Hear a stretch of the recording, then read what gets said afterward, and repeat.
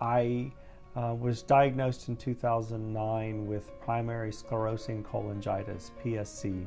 In 2016, I actually got listed on the transplant list in New York. One of the things that doctors tell you when you get first put on a transplant list is that there is no dedicated timeline as far as when you'll be transplanted.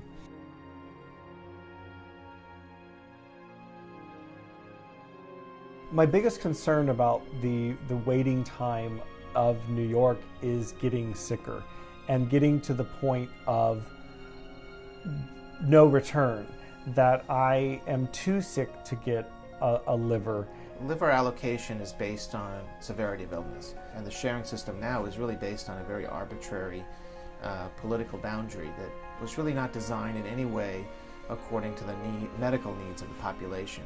There's no reason why, for example, there should be a boundary between New Jersey and New York. We really are the same region, so why should the Hudson River be an arbitrary dividing line over deciding when someone should get a transplant or not? It makes no sense.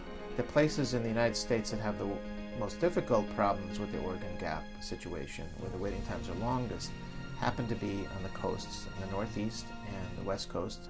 I think that it's unfair that the sickest people don't have access to the first livers that come available.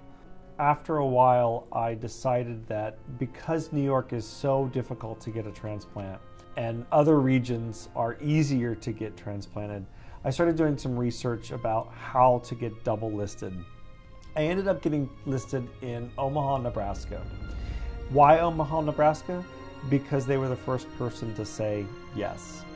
I have the means to do it. I can travel.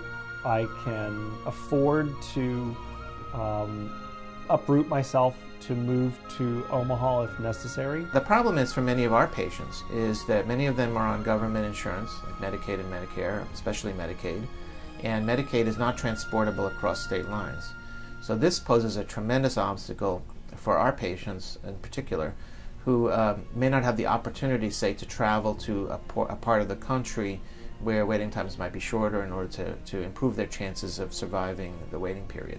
And when Omaha said that I could be listed there, they said that I had to be there within 6 hours of them calling.